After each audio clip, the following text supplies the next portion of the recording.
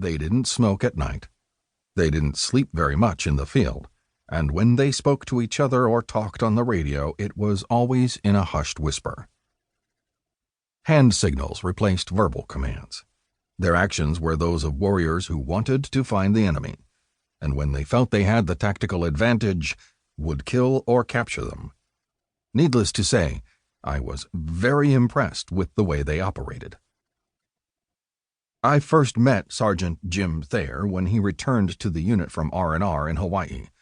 I was the OIC, officer in charge, of the LRP unit stationed at the 3rd Brigade Base Camp at Tan An. We got to know each other well over the next few weeks.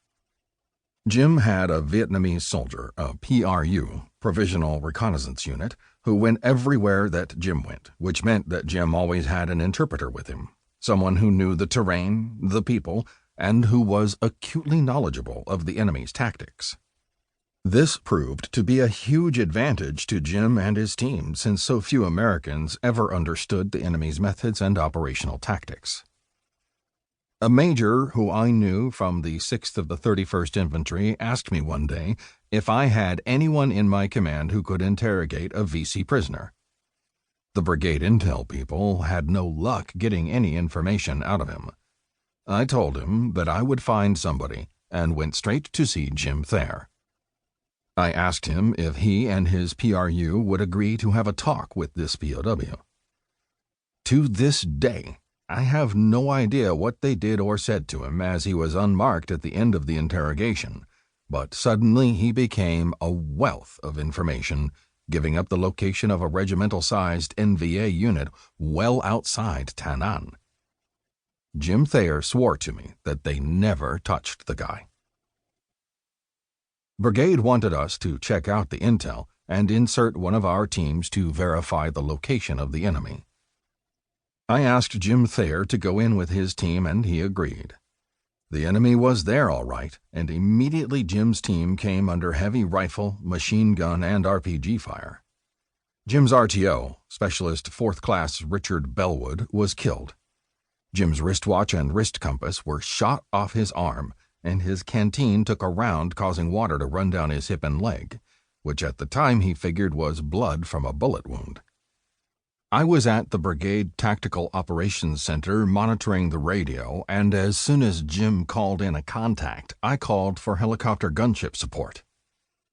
The gunships gave a medevac helicopter the opportunity to get in and extract Jim, who had sustained a severe shoulder wound, the dying Bellwood, and the remainder of the team. Richard Bellwood's name is on the Vietnam Memorial Wall in Washington, D.C., with those of many other brave men. Sergeant Thayer was transferred to the 3rd Field Hospital in Saigon, where doctors performed surgery on his shoulder wound. The next day, he was scheduled for transfer to a hospital in Japan. But first, Major General Julian Ewell, commanding officer of the 9th Infantry Division, along with Captain Dickey and myself, watched as Jim was awarded the Silver Star, Purple Heart, and a promotion to Staff Sergeant E6.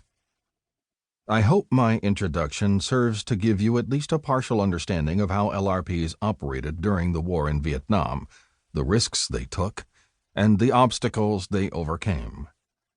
I am very proud of being accepted by these courageous soldiers and to have served as their leader.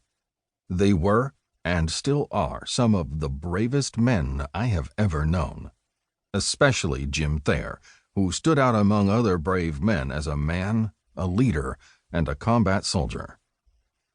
Robert M. Hill, Captain, Infantry, U.S. Army Reserve, retired. Introduction. The following is the story of my service with E Company, 50th Infantry, LRP, and E Company, 75th Infantry Ranger in South Vietnam during the years 1968 to 1969. We were unique and somewhat different to the other long-range patrol ranger units that served during the Vietnam War. There were several reasons for this.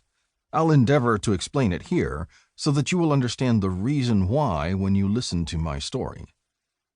Our area of operations was in the Mekong Delta of South Vietnam. The delta was heavily populated and served